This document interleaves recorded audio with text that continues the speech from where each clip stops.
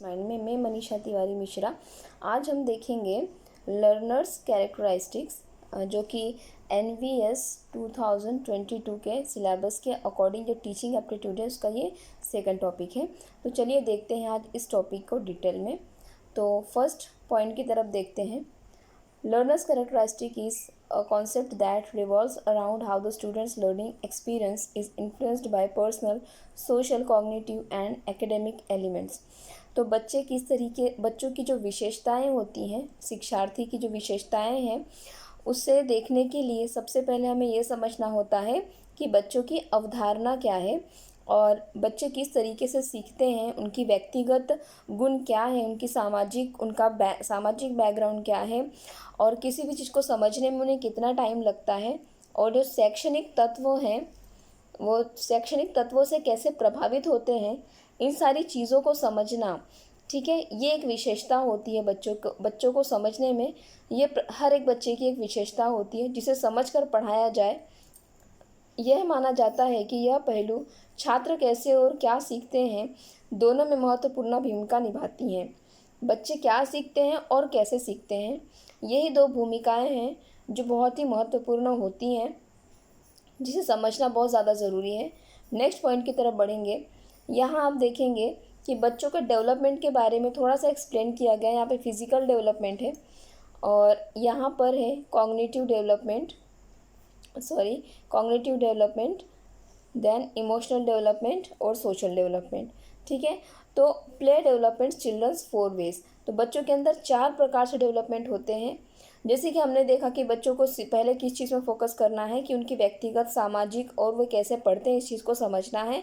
तो उन्हीं में से रिलेटेड है ये सारी चीज़ें, जिसमें क्या है, ये फिजिकल डेवलपमेंट है। अब फिजिकल डेवलपमेंट में क्या क्या आएगा कि बच्चा स्ट्रांग होना चाहिए, हेल्दी होना चाहिए, उसके फाइन मोटर्स स्किल्स डेवलप होने चाहिए, उसके अंदर स्ट्रेस ना आए, कोऑर्डिनेशन की भावना हो, जब भी वो कोई काम करे तो एक दूसरे के सहयोग से करे, फिजिकल कॉन्फिडेंस हो उसके अंदर, मतलब कि वह विकलांग ना हो, हेल्दी हो और किसी भी प्रकार के इमोशनली वो दबाव में ना रहे।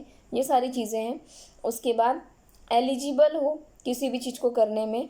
सोशल डेवलपमेंट, समाज में कैसा उसे होना है, कॉपरेशन होना चाहिए उसके अंदर, निगोसिएशन का मतलब है कि समझौता आना चाहिए उसे करना। कोलैबोरेशन है, एक दूसरे से मिलजुल कर काम करना चाहिए। सोशलाइजेशन, सामाजिकरण होनी चाहिए। रूल्स फॉर्मेशन, जो समाज के रूल्स है उसे वो समझे, उसे वो जाने, उसके हिसाब से वह समाजीकरण में हिस्सा ले। कॉन्फ्लिक्ट रेजोल्यूशंस, जो भी उसके समस्याएं हैं उसे वो सॉल्व करे एक दूसरे के सहयोग से। उसके बाद आप देखेंगे कॉग्निटिव डेवलपमेंट यानी कि समझदारी, संज्ञान कैसे करता है बच्चा, समझता कैसे है।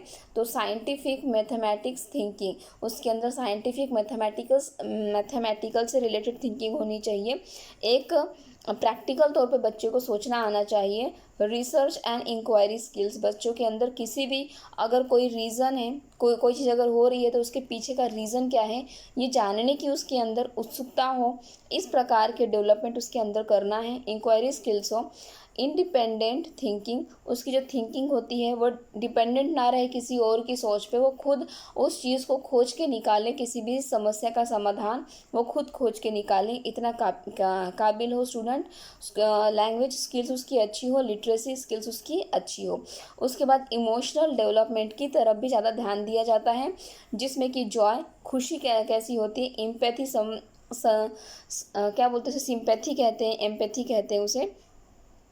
रेजिलियंस में ये होता है कि बच्चा किस तरीके से पार्टिसिपेट कर रहा है किसी भी चीज़ में, उमंगता उसके अंदर जो होती है। परसिस्टेंस, लगातार किसी भी काम में लगे रहना उत्साह के साथ। सेल्फ रेगुलेशन, खुद को कंट्रोल करना, खुद को एक डिसिप्लिन में बनाना। सेल्फ कॉन्फिडेंस, खुद का एक कॉन्फिडेंस बना के रखना। इम्पल्स कंट्रोल, जो भी उसके अंदर भटकाती है, जो उसका मन भटकाती हैं, इस तरीके की चीज़ों को कंट्रोल करे। तो ये सारे गुण हैं बच्चों के, स्टूडेंट्स के डेवलपमेंट के टाइम में जब बच्चों के अंदर होते हैं। तो ये 4 तरीके से बच्चों को कंट्रोल किया जाए, या ये उसकी विशेषता है कि वो अपने आप को कंट्रोल करके रखे। नेक्स्ट पॉइंट की तरफ बढ़ते हैं कि इसमें देखिए एक विद्यार्थी वह है जो लगातार सीख रहा है। हम सभी अपने दैनिक जीवन में कभी ना कभी एक ही समय में सीखने वाले होते हैं। सटीक होने के लिए एक विशेष समय पर एक शिक्षार्थी वह व्यक्ति है जो किसी विशेष विषय के बारे में सीख रहा होता है। तो जो बच्चे हैं वह लगातार सीखते रहते हैं किसी न किसी चीज़ को। उसी प्रकार से हम भी अपनी दैनिक ज़िंदगी में किसी न किसी चीज़ को सीखने में लगे रहते हैं। तो ये एक विशेष समय पर शिक्षार्थी वह व्यक्ति होता है जो किसी विशेष जो विषय के बारे में सीख रहा होता है। बच्चा किसी न किसी विषय के बारे में सीखता ही रहता है, चाहे अगर वो ना भी स्कूल गया हो तो घर के बाहर के इन्वायरमेंट से वो कुछ ना कुछ सीखता ही है, चाहे वो सामाजिकता, व्यवहारिकता, संशोधन, इंक्वायरी कुछ भी सीखे, बट वो सीखता ही रहता है हर जगह। ये उसकी विशेषता है। उसके बाद निर्णय लेने वाले के लिए, यानी जो भी कोई निर्णय लेता है, विद्यार्थी जब निर्णय लेते हैं, शिक्षार्थी की विशेषता को जानना महत्वपूर्ण है। जब टीचर कोई भी निर्णय लेते हैं तो बच्चों की विशेषता को जानना बहुत ज़्यादा ज़रूरी है। यह जानना आवश्यक है कि कौन से कारक उनके सीखने को प्रभावित करते हैं। तो टीचर के लिए है ये महत्वपूर्ण कि टीचर ये समझे कि बच्चों की विशेषता को जानना कितना ज़्यादा ज़रूरी है कि बच्चा कहाँ पर प्रभावित हो रहा है पढ़ने के लिए, और इस चीज़ को समझ के बच्चे की विशेषता को आगे लाके उसे पढ़ाया जाए। सीखने का वर्णन किया जा सकता है कि नए प्राप्त करने, यानी नया जो ज्ञान प्राप्त करना है या जो उनके पास ज्ञान मौजूद है, कौशल्य है, व्यवहार और वरीयता है को संशोधित करने की प्रक्रिया है। तो ये जो उसके पास क्वालिटीज़ हैं, इस क्वालिटीज़ को मॉडिफाई किया जाए एग्जिस्टिंग नॉलेज, उसकी नॉलेज को बढ़ाने के लिए, उसकी जो भी स्किल्स है उसे और आगे बढ़ाने के लिए, बिहेवियर एंड प्रेफरेंसेस, और किसी भी चीज़ को अगर वो महत्व दे रहा है तो उसका व्यवहार उसके प्रति किस तरीके का है, इसे भी जानना बहुत ज़्यादा ज़रूरी है। जब बच्चा सीख रहा होता है ये सारे गुण उसके अंदर होने चाहिए। कौन से गुण है वे? कि उसने क्या ज्ञान प्राप्त किया है और उसके पास कौन से पहले से ज्ञान प्राप्त हुए थे, और उसके पास जो कौशल्य उसने सीखा था उसे वह अपनी आज के प्रेजेंट टाइम में यूज़ करें। उसकी जो बिहेवियर हो वो पास से किस तरीके से रिलेट कर रहा है, और इस तरीके से उसका जो महत्व देने का जो किस चीज़ को ज़्यादा वैल्यू दे रहा है इसी को समझना है। ये सारे उसकी विशेषताएं हैं, विद्यार्थियों के गुण हैं। यहाँ पे थोड़ा सा देखिएगा, factors influencing for young students learning experiences. तो छोटे स्टूडेंट्स के लिए हैं जो लर्निंग एक्सपीरियंस करते हैं, जो वे सीखने की प्रोसेस में होते हैं। इंटरेक्टिव टीचिंग टेक्निक, तो उनकी जो पढ़ाने की जो टेक्निक्स होती है बहुत ही इंटरेक्टिव है। इंटरेक्टिव मतलब कि उनके साथ मेल जोल किया जाए, सिर्फ भाषण ना दिया जाए, बच्चों के साथ करके दिखाई जाए कोई चीज़ें, या उनके पसंद की चीज़ों को डिस्कस किया जाए। इफ़ेक्टिव पीयर मेंटरिंग, जो उनके पीयर्स हैं वो बहुत ही असरदार हों, जो उन्हें मेंटर कर रहे हों, संभाल रहे हों, कुछ मतलब हेड कर रहे हों, तो वे बहुत ही इफ़ेक्टिव हों, असरदार हों, नॉलेजेबल हों, जिससे वह कुछ सीखें, डिसिप्लिन सीखें उनसे। Providing knowledge to program attributes, तो उन्हें नॉलेज देनी चाहिए, जो भी उनको प्रोग्राम या जो भी चीज़ें उन्हें पढ़ाई जा रही है, प्रोग्राम लिया जा रहा है, तो उसका उन्हें हर चीज़ का नॉलेज देना चाहिए। इनकरेजिंग इंटरनेशनल लर्निंग इन्वायरमेंट, और उन्हें प्रोत्साहित करना चाहिए कि एक बेटर इन्वायरमेंट वो कैसे अपने स्कूल में ही एक अचीव कर सकते हैं, इसके लिए उन्हें प्रोत्साहित करना चाहिए। इनकरेजिंग सोशल इंटीग्रेशन, बच्चों को प्रोत्साहित करना चाहिए कि सामाजिकरण में सहयोग करें या वे उसमें इन्वॉल्व हों। तो ये सारे फैक्टर्स हैं जो कि बहुत ही ज़्यादा हेल्पफुल होते हैं स्टूडेंट्स के लिए टीचिंग लर्निंग प्रोसेस में। नेक्स्ट पॉइंट की तरफ बढ़ेंगे। सीखना दृढ़ता से एक शिक्षार्थी के बौद्धिक स्तर, संज्ञानात्मक क्षमता, धारणा, व्यक्तित्व और दृष्टिकोण पर आधारित है। तो सीखना किस किस चीज़ों पर आधारित है? एक शिक्षार्थी के उसका बौद्धिक स्तर कैसा है, समझता कैसा है किसी भी चीज़ को, किसी भी उसकी धारणा कैसी है, अगर वो किसी भी चीज़ को करते हुए देख रहा है, जैसे कि अगर एग्जाम्पल उसे प्लस या माइनस करना सिखा दिया जाए तो बच्चे की पहले की धारणा क्या है, वो माइंड में कर सकता है या उसे लिखित तौर पे करने की आदत है, तो उसकी धारणा कैसी है उसे देखा जाना चाहिए। उसके बाद व्यक्तित्व और दृष्टिकोण पर आधारित है, उसका व्यक्तित्व और देखने का नज़रिया किसी भी चीज़ को उस हिसाब से सारी चीज़ें आधारित है कि बच्चों का जो लेवल है वो कैसा है और उन्हें पढ़ाना कैसे है। एक व्यक्ति के रूप में कई कारक व्यक्ति के सीखने को प्रभावित करते हैं। वे सामाजिक क्षेत्र, सांस्कृतिक आदतों और परिवर्तन को अपनाने के लिए व्यक्ति की इच्छा से प्रभावित होने के लिए बाध्य हैं। तो देखिए, जब बच्चे जब कोई चीज़ सीखते हैं तो बहुत सी चीज़ें उन्हें प्रभावित भी करती हैं, जैसे कि उनका सामाजिक क्षेत्र कैसा है। बच्चा पढ़ने में बड़ा ही इंटरेस्टेड है, लेकिन घर का माहौल ही ऐसा नहीं है उसके, या आसपास का माहौल ही ऐसा नहीं है कि वो पढ़ ही ना पाए, तो ये सारी चीज़ें भी उसे प्रभावित करती हैं। उसका सांस्कृतिक कैसा है, मतलब घर के जो संस्कार हैं वे कैसे हैं, स्कूल में आने के बाद उसे किस तरीके का कल्चर मिल रहा है, इस पर भी डिपेंड करता है। और वह होने वाले परिवर्तन को जल्दी से एक्सेप्ट करने की इच्छा रखता है या नहीं, ये चीज़ भी मैटर करती है। बच्चा जब सीखता है या लर्निंग प्रोसेस में होता है तो ये सारी चीज़ें उसे प्रभावित करती हैं, और ये उसके गुण भी हैं। अगर उसकी सामाजिक स्थिति अच्छी हो, सांस्कृतिक बहुत ही बेटर हो और परिवर्तन को अपनाने का बहुत ही इच्छुक हो, तो ये सारी चीज़ें उसके लिए बहुत ही अच्छी विशेषताएं भी हैं, जिससे पढ़ाना बहुत ही ज़्यादा आसान होता है या नई चीज़ों का एक्सेप्ट करवाना आसान होता है। नेक्स्ट पॉइंट की तरफ बढ़ेंगे। शिक्षार्थी की विशेषताओं का विश्लेषण किए बिना किसी भी सफल परिणाम की परिणति की उम्मीद नहीं की जा सकती। यानी बच्चों के बिना विशेषताओं को देखे हुए हमें अपने एंडिंग प्रोसेस पे या फाइनल रिजल्ट पे नहीं पहुंचना चाहिए जब तक आप बच्चे की विशेषताओं को नहीं जान जाते हो। शिक्षार्थी की विशेषताओं को उनके संज्ञानात्मक, शारीरिक, भावनात्मक और सामाजिक विशेषताओं के आधार पर जानकारी एकत्रित करके पहचाना जा सकता है। तो बच्चों को पहचानने के लिए हमें किस किस जानकारी की ज़्यादा ज़रूरत होती है, तो उसके लिए हमें सबसे ज़्यादा ये समझना होता है कि बच्चे का जो संज्ञानात्मक यानी समझ की जो प्रक्रिया है, किसी भी चीज़ को अंडरस्टैंडिंग लेवल उसका कैसा है, उसकी शारीरिक भावनात्मक क्रियाएं कैसी है, उसकी पर्सनालिटी कैसी है, दूसरों की रिप्लाई को या दूसरों की बातों को कैसे रिएक्ट करता है, इस पर भी निर्भर करता है। सामाजिक विशेषताएं, उसके जो समाज में जो भी चीज़ें वह कर रहे हैं या जहाँ पे वो रहता है, उनके घर का इन्वायरमेंट कैसा है, ये जो उसके जो एरिया का इन्वायरमेंट कैसा है, जो सारी विशेषताएं हैं, इसी सारे इंफॉर्मेशन को कलेक्ट करके जो भी आप परिणाम निकालोगे वही रियल होगा। और बिना ये सारी इन्फॉर्मेशन निकाले ही बच्चों को सिर्फ फाइनल रिजल्ट दे दिया जाए सिर्फ लिखित पेपर में, तो ये सरासर सही नहीं है। बच्चों की विशेषताओं की तरफ ध्यान देकर ही उसका परिणाम निकालना चाहिए। जैसे कि हम देखेंगे, संज्ञानात्मक की अगर बात हुई तो बच्चा अपनी समझ को किस तरीके से प्रकट करता है, ये उसके समझी हुई चीज़ों पर डिपेंड करता है कि बच्चे ने कितना ज्ञान लिया है और वो कैसे सामने वाले के सामने प्रेजेंट करता है। तो यह है संज्ञानात्मक विकास। उसके बाद उसका एक पर्सनालिटी डेवलपमेंट था, यानी कि सामाजिक पर्सनल उसकी जो लाइफ थी। तो यानी बच्चा अगर किसी की बात सुनकर रिप्लाई कैसे कर रहा है, उस हिसाब से, इसी जानकारी के हिसाब से उसका फाइनल रिजल्ट बनना चाहिए या उसका अध्ययन की प्रक्रिया आगे की होनी चाहिए। नेक्स्ट पॉइंट की तरफ बढ़ेंगे। शिक्षार्थियों के बारे में जानकारी एकत्र करने के लिए विभिन्न तरीकों का उपयोग किया जाता है, जैसे सर्वेक्षण, साक्षात्कार, अवलोकन, वर्तमान ज्ञान, कौशल स्तर और प्रदर्शन परिणाम। तो बच्चों की जानकारी के लिए कुछ तरीके होते हैं, हमें उपयोग करने होते हैं, जिसको भी सर्वेक्षण कहा गया है। और इसी सर्वेक्षण में बच्चों की एज, उसकी फैमिली में कौन अर्निंग पर्सन है, किसकी एज क्या है, कितने भाई बहन है, सारी जो चीज़ें सर्वेक्षण में आती हैं। साक्षात्कार यानी बच्चे का पर्सनल इंटरव्यू लेकर बच्चों से कुछ सवाल जवाब करके उनसे बहुत सी इन्फॉर्मेशन निकाली जाती है।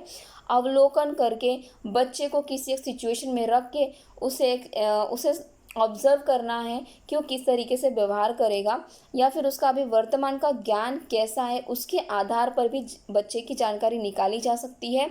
कौशल स्तर और प्रदर्शन परिणाम, उसके अंदर कितनी कौशल है और वह किस प्रकार का परिणाम देता है, इसके आधार पे भी बच्चे के अंदर की या बच्चे के विशेषताओं के बारे में जाना जाता है। नेक्स्ट पॉइंट की तरफ बढ़ेंगे। शिक्षार्थियों की विशेषताएं कई हैं, जैसे कि व्यक्तिगत, शैक्षणिक, सामाजिक, भावनात्मक और प्राकृतिक और प्रकृति में संज्ञानात्मक। तो बच्चों की बहुत सारी विशेषताएं हैं। Personal, academic, social, emotional and cognitive in nature. ठीक है, तो समझ उनके अंदर नेचर में होना चाहिए, उनके समझदारी, संज्ञानात्मक, भावनात्मक, सामाजिकता, और क्लास में उसका परफॉर्मेंस कैसा है, पर्सनली वो बच्चा बिहेव कैसे करता है, इसकी हमें जानकारी होनी चाहिए। तो देखिए, पर्सनल कैरेक्टरिस्टिक्स में क्या दिया गया है। व्यक्तिगत विशेषता में इसे शिक्षार्थी के बारे में जनसांख्यिकी की जानकारी के रूप में परिभाषित किया जा सकता है, जैसे कि उम्र, लिंग, सांस्कृतिक पृष्ठभूमि, परिपक्वता, भाषा, सामाजिक आर्थिक स्थिति और सीखने वाले समूह की विशिष्ट आवश्यकताएं, जैसे कि विशेष कौशल्य और सीखने के लिए अक्षमता और हानि। तो व्यक्तिगत में बच्चों से यही देखा जाता है, उसकी लिंग क्या है, उसकी जात क्या है, समाज क्या है, भाषा कौन सी है, घर में कितने सदस्य हैं, उसकी आर्थिक स्थिति कैसी है। इस तरीके की सारी जो बेसिक नॉलेज है उससे व्यक्तिगत विशेषता में ली जाती है और उसके सीखने में अक्षमता या उसकी हानि क्या है उसे भी लिया जाता है, ताकि लर्निंग में उसे यूज़ किया जाए और उसकी इसी हानि को दूर किया जाए। नेक्स्ट पॉइंट की तरफ बढ़ेंगे। सॉरी सॉरी सॉरी सॉरी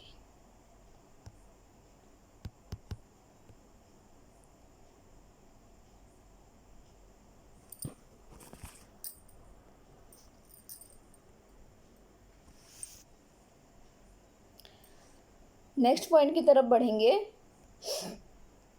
शैक्षणिक विशेषताएं। उत्तरदाताओं की शिक्षा का प्रकार, शिक्षा का स्तर और ज्ञान। शिक्षार्थियों में सामाजिक भावनात्मक विशेषताएं होती हैं। तो शैक्षणिक विशेषताओं में हमें क्या क्या देखना है कि रिस्पॉन्ड, उसका जो रिस्पॉन्स है वो कैसा है एजुकेशन में। जैसे कि अगर बच्चे को कोई काम दिया जाए वो उसे तुरंत करके लाता है या उसमें डिले करता है, ये उसका आंसर हुआ, उत्तरदाता होता है वो। शिक्षा का प्रकार, उसके बाद शिक्षा का स्तर और ज्ञान, उसका जो स्तर है शिक्षा का वह कैसा है। और मतलब उसे, जैसे कि बच्चा अगर थर्ड में है, उसकी रीडिंग राइटिंग इतना आना चाहिए, उसे काउंटिंग नंबर्स आने चाहिए, प्लस माइनस आना चाहिए। तो क्या ये स्तर वो क्रॉस कर गया है या नहीं किया है, या उसे इस चीज़ के बारे में ज्ञान नहीं है, इस पर फोकस किया जाए या इस विशेषताओं को देखकर उन्हें आगे बढ़ाया जाए। शिक्षार्थी में सामाजिक भावनात्मक विशेषताएं होती हैं। तो शिक्षार्थी में क्या क्या विशेषता है, मैं यहाँ पे समाज और भावनात्मक, ठीक है, ये उसके अंदर विशेषताएं हमेशा हमेशा होती ही हैं। वो अकेला बच्चा रह ही नहीं सकता है, और इमोशंस तो होते ही हैं, रोना, हंसना, एक दूसरे की फीलिंग्स को शेयर करना, अपने भी फीलिंग्स को एक्सप्रेस करना, ये सारी चीज़ें होती हैं। तो ये विशेषताएं हैं उसकी। बस उसके अंदर शिक्षा का स्तर, ज्ञान और उसका जो रिस्पॉन्स है आपके शिक्षा के प्रति, उसे ध्यान देना ज़्यादा इंपॉर्टेंट है। ये शैक्षिक विशेषताएं में आता है। नेक्स्ट पॉइंट की तरफ बढ़ेंगे।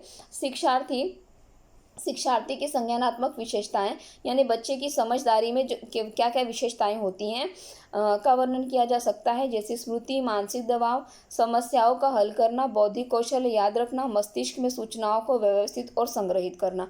तो बच्चा जब सीखता है या किसी भी चीज़ को समझता है अपने माइंड में, तो उसके अंदर कौन सी विशेषताएं होनी चाहिए। तो सबसे पहला है स्मृति, यानी कि उसे याद करने की जो क्षमता है वो स्ट्रांग होनी चाहिए।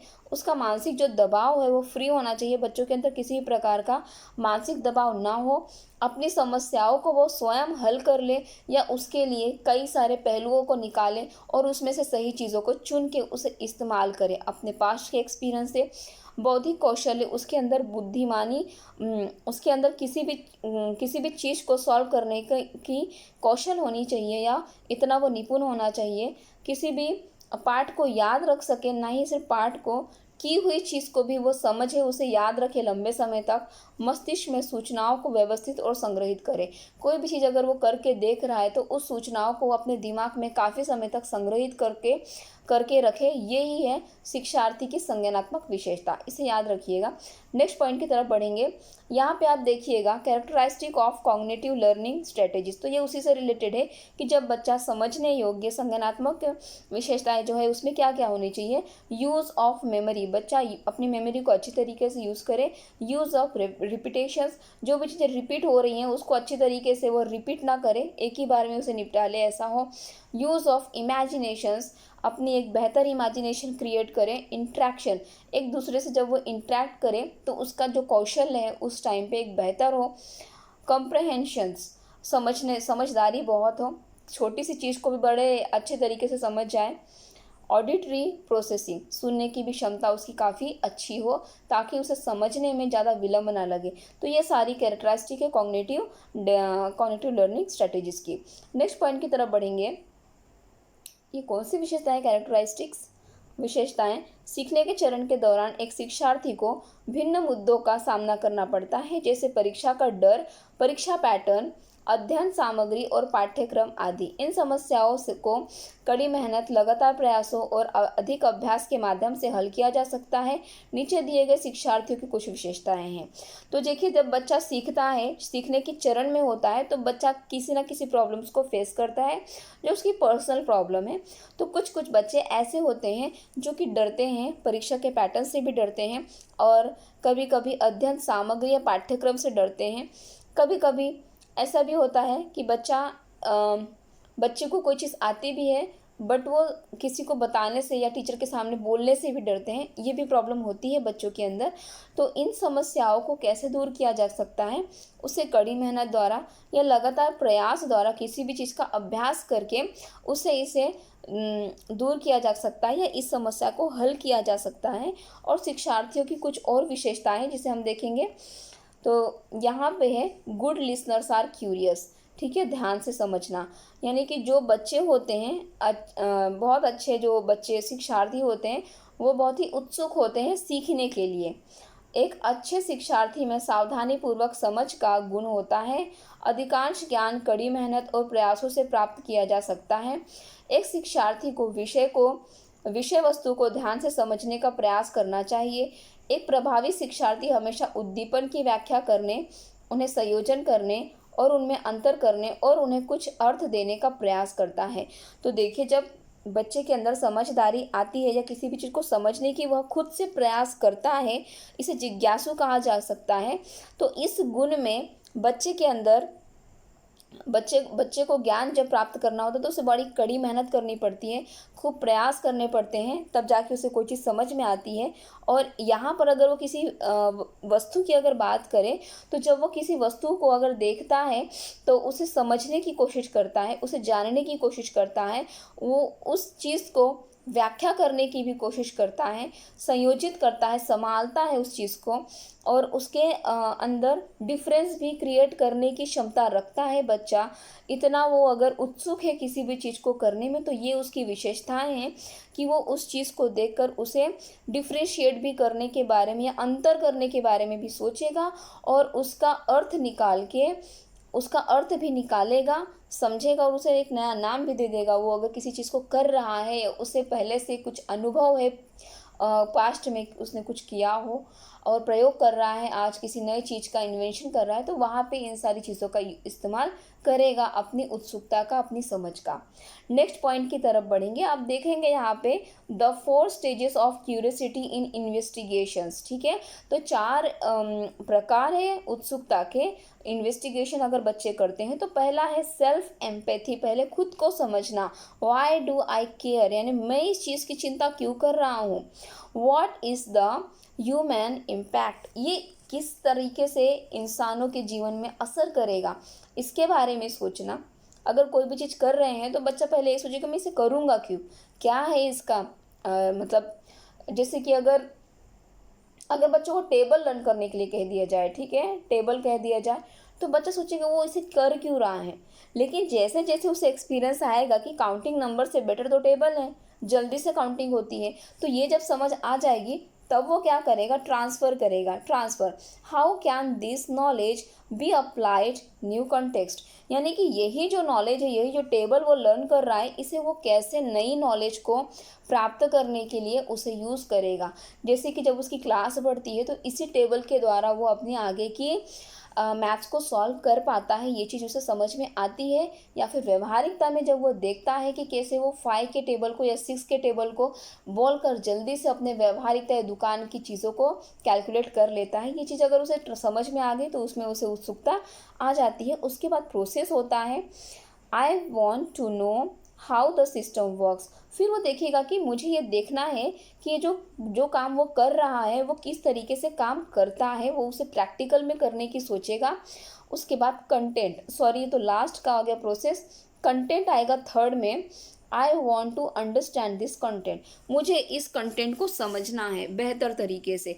पहले बच्चे ने क्या किया, खुद को समझा कि मुझे ये क्यों करना है। फिर उसने ये जाना कि जो समझ रहा है या जान रहा है उसका रीज़न उसे पता चल गया। फिर उसी कंटेंट को, उसे अपने नॉलेज को दूसरी जगह कैसे यूज़ करना है वो उसे समझेगा। फिर कंटेंट की तरफ आएगा कि जो कंटेंट है उसे बेहतर तरीके से कैसे समझा जाए, और फिर उसी कंटेंट को अपनी लाइफ में, अपनी प्रैक्टिकल लाइफ में यूज़ करेगा। तो ये उसके प्रोसेस है क्यूरियोसिटी इन इन्वेस्टिगेशंस के। नेक्स्ट पॉइंट की तरफ बढ़ेंगे। Learners' characteristics are divided into following categories which are explained as follows। तो देखिए कुछ और विशेषताएं दी गई हैं शिक्षार्थियों की, जिसे हम देखेंगे। पहला है सोशल एंड पर्सनल क्वालिटी। बच्चों के अंदर सामाजिक और व्यक्तिगत गुणवत्ता क्या होती है। एक शिक्षार्थी जिसके पास व्यक्तिगत गुणवत्ता है वह विषय वस्तु को आसानी से समझता है और समस्याओं को बहुत तेज़ी से हल करता है। तो यहाँ पे हम देखेंगे कि एक शिक्षार्थी जैसे कि उसके पास उसकी जो व्यक्तिगत गुणवत्ता है, यहाँ पर देखेंगे कि विषय वस्तु को कैसे आसानी से समझता है और समस्याओं को बहुत तेज़ी से हल करता है। अलग अलग शिक्षार्थियों की अलग अलग व्यक्तिगत और सामाजिक संज्ञानात्मक शक्ति होती है। अच्छा, यानी जब विद्यार्थी अलग अलग व्यक्तिगत की अगर हम बात करें तो सारे बच्चों की जो व्यक्तिगत इंफॉर्मेशन है, नॉलेज है, वो अलग अलग होती है और सामाजिक संज्ञानात्मक शक्ति होती है उनके अंदर। एक शिक्षार्थी जो भिन्न सामाजिक संरचना से संबंध रखता है उसे अध्ययन के दौरान दूसरी जगह समस्या का सामना करना पड़ सकता है। अगर ऐसा व्यक्ति है, ऐसा बच्चा आता है जो कि दूसरे समाज से बिलोंग करता है, जैसे कि अगर वो आदिवासी कैटेगरी से बिलोंग करे, एग्जाम्पल में बात करते हैं, और बाकी के बच्चे रूरल एरिया विलेज से ही बिलोंग करते हैं, बट ये आदिवासी है, इसकी सामाजिकता थोड़ी सी अलग है बाकी बच्चों के मुकाबले। तो जब इसे भी सेम चीज़ पढ़ाई जाती है तो थोड़ा सा इसे दिक्कत होती है, या इनके साथ इन्हें सामाजिकता बैठाने में थोड़ी सी दिक्कत आती है। तो इसी प्रकार से अध्ययन के दौरान दूसरी जगह समस्या का सामना करना पड़ सकता है। लेकिन एक अच्छा शिक्षार्थी आसानी से कक्षा के वातावरण को अपना लेता है और समायोजित कर लेता है। तो जो विद्यार्थी होता है कुछ दिन तो उसे परेशानी होती है, बट एक ये उसकी विशेषता है, कुछ टाइम के बाद वो अपने क्लास को या अपने इन्वायरमेंट को, अपने फ्रेंड्स को एक्सेप्ट करना सीख जाता है। अपनी जो भी चीज़ें उसे सुधारता है या उसमें थोड़े से चेंजेस लाता है, या उसके फ्रेंड्स भी उसे समझना शुरू करते हैं। इस तरीके की चीज़ें होती हैं जिस वजह से उसके अंदर इसीलिए इसका नाम क्या है, सामाजिक एंड व्यक्तिगत गुणवत्ता। समाज में रहकर बच्चे अपनी गुणवत्ता के साथ कैसे उसे लेकर चलते हैं, ये इसकी विशेषताएं हैं। ठीक है, नेक्स्ट पॉइंट की तरफ बढ़ेंगे। वृद्धि और विकास, ग्रोथ एंड डेवलपमेंट। शिक्षार्थी की विशेषता उसके मानसिक और बौद्धिक विकास और विकास के अधीन होती है। तो बच्चे का बौद्धिक विकास कैसा है, मानसिक स्थिति कैसी है, इस पर भी शिक्षा निर्भर करती है। शिक्षा और प्रशिक्षण सकारात्मक वृद्धि और विकास में सहायक होते हैं। अगर बच्चा बौद्धिक तौर पे बहुत ही अच्छा है, सकारात्मक सोच है उसकी, अच्छा है। अगर बच्चे की थोड़ी बौद्धिकता कमज़ोर है तो उसमें उसे पढ़ाई में दिक्कत होती है। अगर अच्छी है तो इसमें वह तीव्र गति से आगे बढ़ता है, सकारात्मक तरीके से उसका विकास होता है। एक अच्छा शिक्षाविद शिक्षार्थी की विशेषताओं और कौशलों के विकास को अपने अंदर लेता है। यानी कि एक अच्छा शिक्षार्थी की यही विशेषता है कि वह कौशल डेवलपमेंट जो स्किल्स है उसे अपने अंदर एक्सेप्ट करता है, डेवलप करता है उन स्किल्स को जो ज़रूरी है उसके लिए, सर्वाइव करने के लिए। तो इस प्रकार से उसकी जो वृद्धि और जो विकास है ये पूरी तरीके से बौद्धिक विकास पे निर्भर करती है और उसे एक बेहतर इन्वायरमेंट देने पे निर्भर करती है। नेक्स्ट पॉइंट की तरफ बढ़ेंगे। सीखने की इच्छा। अगर बच्चे के अंदर सीखने की इच्छा है, ये उसकी विशेषता है। बच्चों के अंदर सीखने की इच्छा भी होनी ही चाहिए। एक शिक्षार्थी हमेशा सीखने के लिए तैयार रहता है और जानकारी के लिए खुला रहता है। उसके पास एक व्यापक मानसिक स्थान है और वह लगातार परिवर्तनों को स्वीकार करता है। अच्छा, अगर बच्चा सीखने के लिए तैयार है तो वह बच्चा उसकी जो मानसिकता है वो बहुत ही व्यापक होती है, बड़ी होती है, और वो लगातार जो उसके चेंजेस आते हैं लाइफ में उसे वो बड़ी आसानी से स्वीकार करता है। शिक्षार्थी का जिज्ञासु स्वभाव उनमें अपने माता पिता, भाई बहन, पड़ोसी और रिश्तेदारों, शिक्षकों, समाज और कई अन्य अधिक से अधिक ज्ञान प्राप्त करने की ललक पैदा करता है। अगर बच्चे के अंदर सीखने की इच्छा है, ललक है, उत्सुकता है, तो वह हर एक पर्सन से सीखता है, जैसे उसके माता पिता, भाई बहन, पड़ोसी, दोस्त, इन सब से वो कुछ ना कुछ सीखता ही रहता है। नेक्स्ट पॉइंट की तरफ बढ़ेंगे। शिक्षार्थी की रुचि और अभिवृत्ति। शिक्षार्थी की रुचि और अभिवृत्ति में अंतर होता है। एक शिक्षक हमेशा उसकी रुचि और योग्यता के लिए शिक्षार्थी का आकलन करने के लिए एक महत्वपूर्ण भूमिका निभाता है, ताकि वे अपनी योग्यता के अनुसार मार्गदर्शन कर सके। तो शिक्षार्थी की रुचि और अभिवृत्ति बहुत ज़्यादा महत्वपूर्ण रखती है यह देखने में कि बच्चा कितना ज़्यादा किस चीज़ में रुचि रखता है, और उसकी रुचि के हिसाब से टीचर को पढ़ाया जाए, इस पे टीचर सबसे ज़्यादा फोकस करते हैं। और टीचर उसकी रुचि को ढूंढते हैं ताकि उन्हें एक बेहतर एजुकेशन दे सके। उनके हिसाब से शिक्षक अपनी भूमिका निभाते हैं और उन्हें मार्गदर्शन देते हैं उनके रुचि के हिसाब से, उनकी अभिवृत्ति के हिसाब से। नेक्स्ट पॉइंट की तरफ बढ़ते हैं। आसानी से परिवर्तन के लिए समायोजन। यद्यपि प्रत्येक शिक्षार्थी के लिए प्रत्येक स्थिति में समायोजन करना संभव नहीं है, क्योंकि एक भिन्न शिक्षार्थी में समायोजन की भिन्न विशेषता होती है। कुछ शिक्षार्थी कक्षा के वातावरण की आसानी से अपना लेते हैं और कुछ कक्षा के वातावरण में असहज महसूस करते हैं।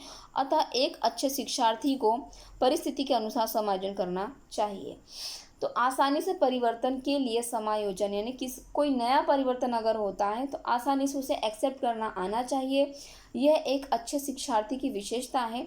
अब देखिए, आप क्लास में कई बच्चे एक ही स्थिति में रहेंगे, सबका मूड अलग अलग होता है। कई बच्चों को वो इन्वायरमेंट काफ़ी अच्छा लगता है, इंजॉय करते हैं। कई बच्चों को वही इन्वायरमेंट काफ़ी बोरिंग लगता है और नीरस महसूस करते हैं। तो ऐसा नहीं, अगर चेंजेस आ रहे हैं कहीं, तो उसे एक्सेप्ट करना है, समायोजन करना है और आगे बढ़ना है। यही एक विशेषता है शिक्षार्थियों की। नेक्स्ट पॉइंट की तरफ बढ़ेंगे। आंतरिक अभिप्रेरणा, अंदर से बच्चा अभिप्रेरित हो, ये भी एक विशेषता है बच्चों की। अभिप्रेरणा एक शिक्षार्थी के लिए अपने लक्ष्य को प्राप्त करने के लिए एक महत्वपूर्ण कारक है। शिक्षार्थी अपने लक्ष्य में भिन्न होते हैं। शिक्षार्थी आसानी से प्रेरित होने की अपनी क्षमता में भिन्न होते हैं, जबकि कुछ अपने प्रशिक्षकों द्वारा प्रेरित होने से पहले लंबे समय तक झिझक महसूस करते हैं।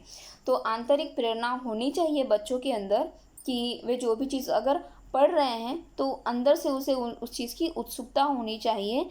अगर बच्चों को अपने लक्ष्य प्राप्त करने हैं तो उनके अंदर आंतरिक अभिप्रेरणा होना बहुत ज़्यादा ज़रूरी है।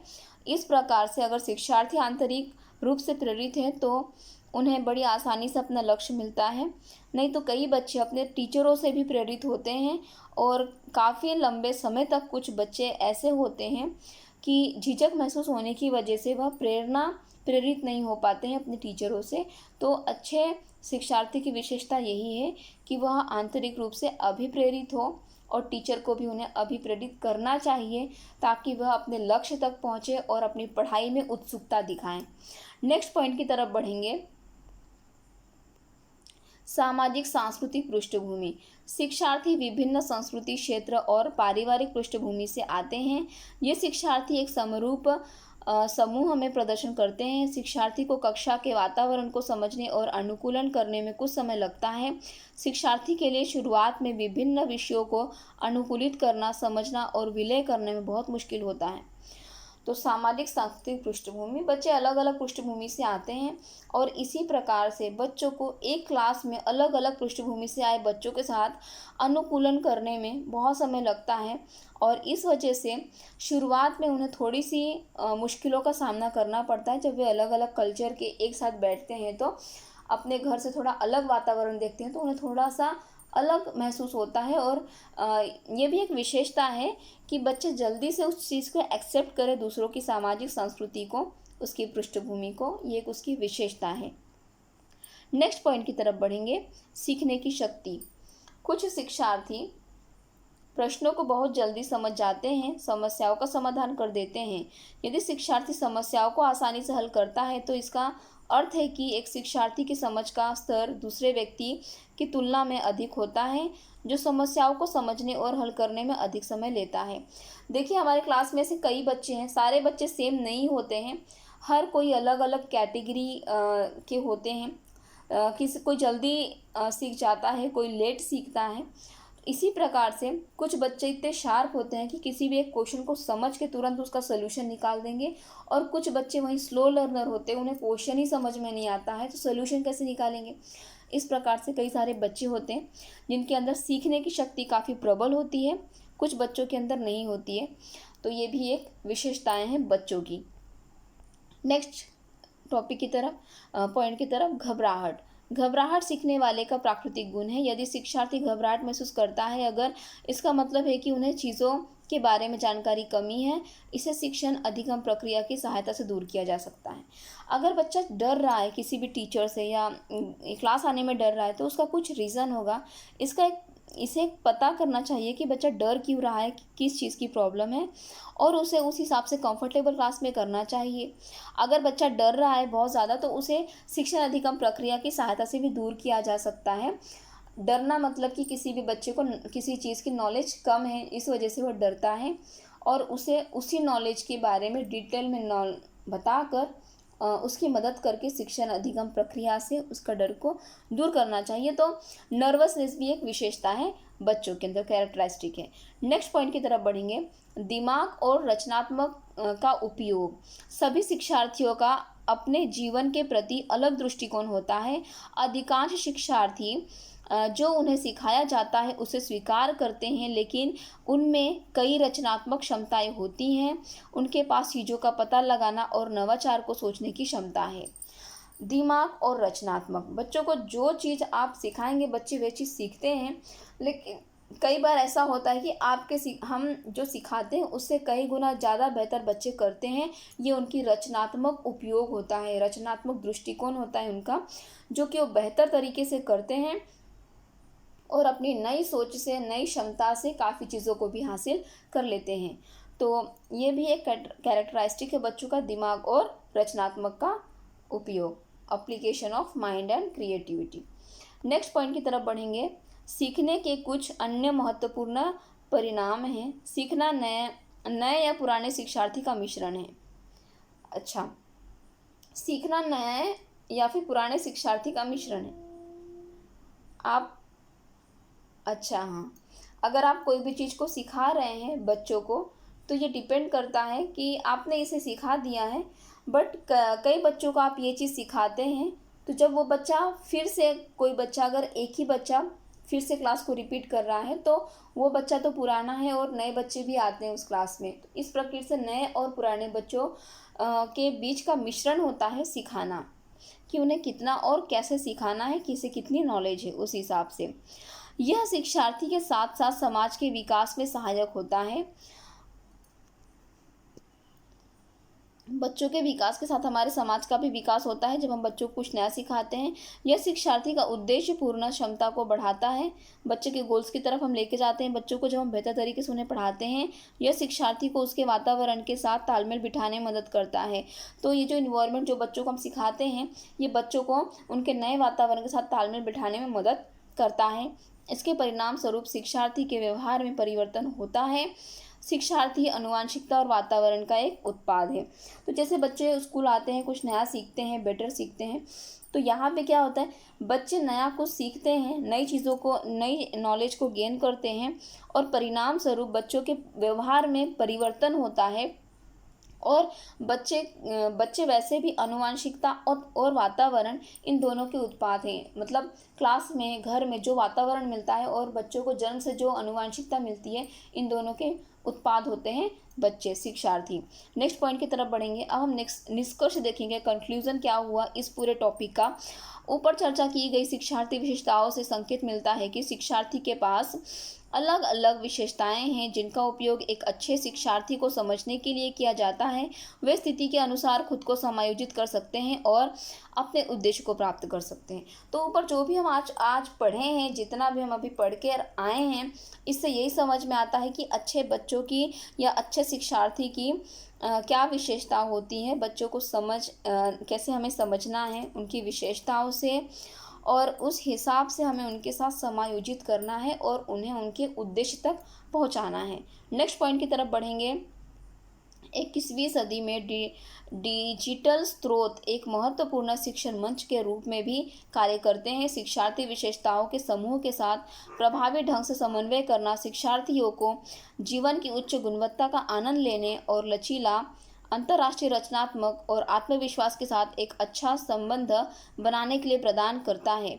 एक अच्छा शिक्षार्थी टीम वर्क के मूल्य, उत्पाद के प्रयास के संबंध के समझ सकता है और साथ ही नियमित रूप से और बढ़ते रहने की आवश्यकता को भी जानता है।